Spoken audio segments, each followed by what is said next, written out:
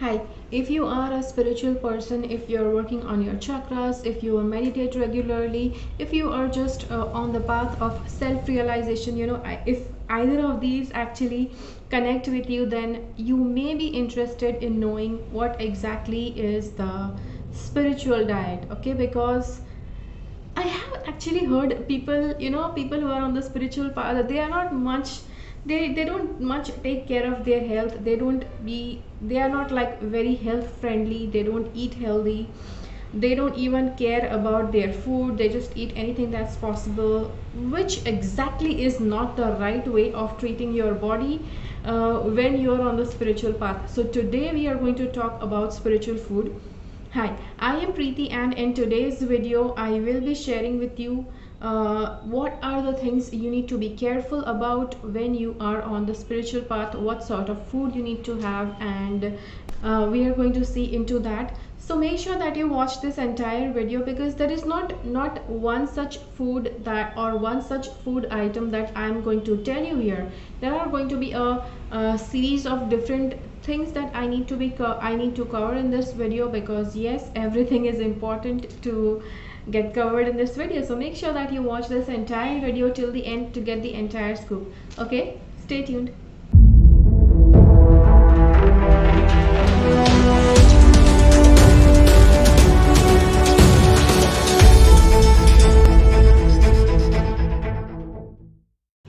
So the first thing is the first myth is spirituality is, people want that if they want to progress on the path of spirituality, they just feel that any food is okay, just eat, just fill your stomach, and that is it. Spiritual path is something, that's beyond the physical world, that's beyond the physical reality.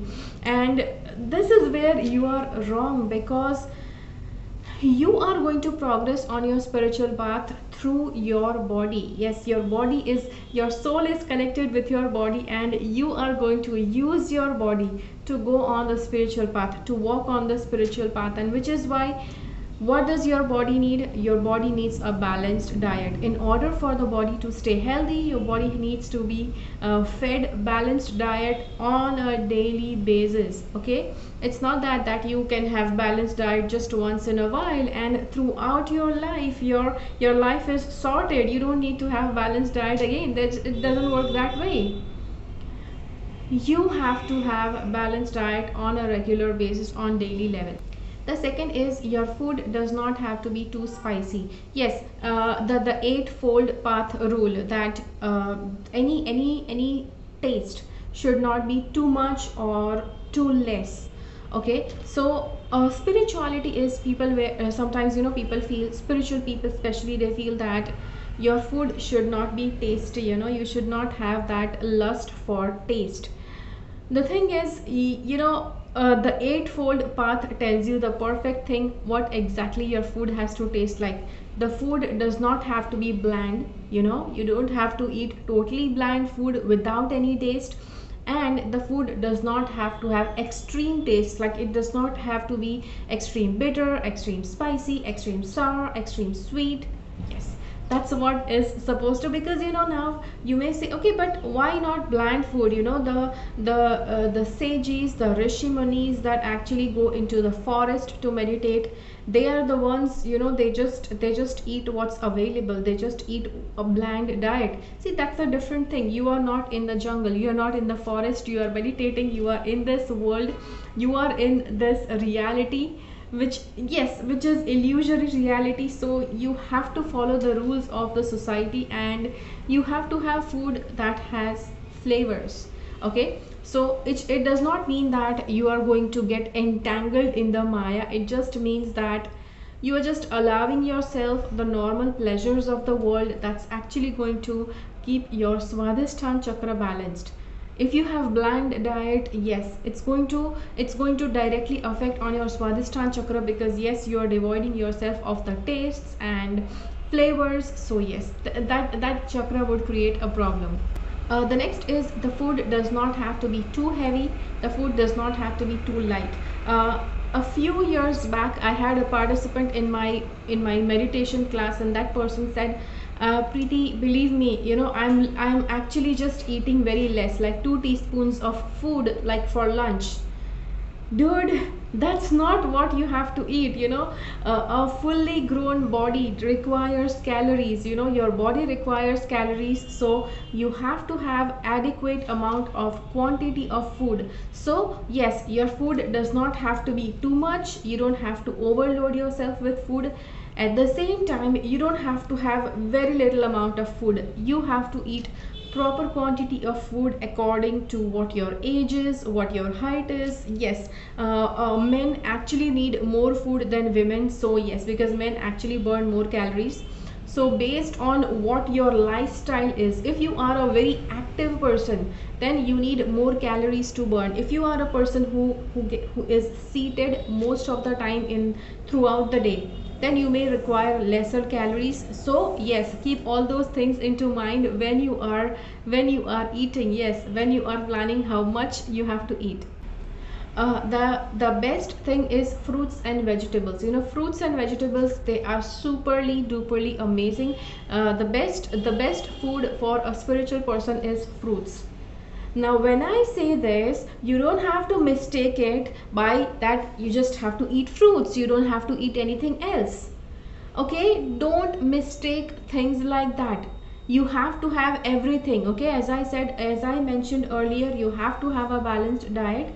So you have to have a balanced diet. Try to include fruits on a daily basis, because yes, fruits are considered to be the complete food, the food that nature is giving to you. So the complete food, the more you have it, it's actually going to make you feel more fulfilled and more content. Okay, so yes, but you will also have to have some other things, yes, that comprises of an entire balanced diet on your platter. So you will have to include a lot of other stuff as well along with fruits. Avoid alcohol before meditation, or if you are going on a retreat, if you are going on, like let's say you have planned something that during an entire week you are going to have a special meditation session where you are going to meditate regularly, or you are attending an online retreat. If that is the case, avoid alcohol at all costs.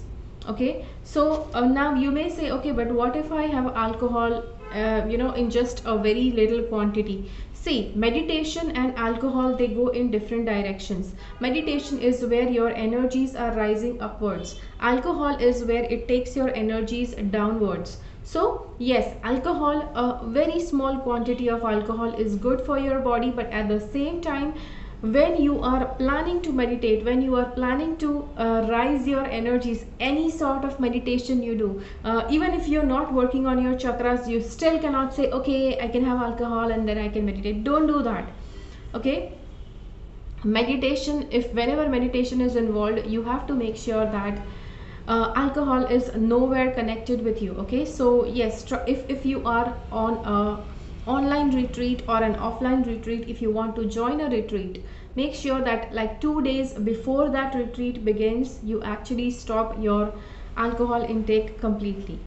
The next is the food that is clean and hygienically prepared. That is the food you have to have. Yes, I think that just sums up everything. I don't have to explain anything about that, because yes, the cleaner the food is prepared, the more hygienically the food is prepared, it's going to keep you healthier. Okay, so if there is some food that was, yes, make sure that you don't eat stale food. Yeah, because your body is the temple for your soul. You don't have to just throw things as if you're throwing in a bin, right? You don't have to do that. So yes, you don't have to do that. You have to make sure that your food that you're eating is clean and hygienically prepared. The next thing is fasting. Okay, see, fasting is very good for your crown chakra, but at the same time you cannot fast forever. Okay, because you have to survive. You need food to sustain energy, you need food to sustain good health. So sometimes if you are fasting, it's good for you. Now because I am mentioning this, you may say, okay, how frequently can I fast? See, again, that depends on several factors. It depends on your work hours, it depends on your health, it depends on your medical conditions, because some people, doctors could advise never to fast, then just go ahead, don't fast. Eat whatever your nutritionist has asked you to do, and that's just going to be it. If you are like totally healthy and you can fast, okay, try to maintain a fast every 15 days, once every 15 days. Don't do it too frequently. You know, in earlier, yes, in India especially, people are too crazy with fasting, because there are certain, you know, there are certain months, there are certain festivals when people decide that they have to fast, you know. But what people make a mistake here is that after fasting, you're supposed to feed your body, you're supposed to give your body with the adequate amount of nutrition that you kept itself devoid of for a certain time. You're not supposed to keep your body devoid of food, okay. A lot of times, you know, people say that keeping your body devoid of food is what is spirituality. That's not spirituality. That's just, that's just total hocus pocus. That spirituality isn't that. And the next last thing is keeping the body hydrated. Body is actually 70% plus of water, so keeping your body adequately hydrated is important. So you can drink fluids, you can drink juices, you can drink water, drink as much as you can. Yeah, so that sums about it, about what your spiritual food should be. So yeah, so that is it for today's video. I hope that this video has made sense with you. If you have liked this video, hit the like button, try to share this video with other people. I will see you again in my next video. Let me know in the comments how has this video made sense with you. I'll see you again in the next video. Until then, keep following the path of your soul's purpose, because you are born for a reason. Thank you so much for watching. Bye bye.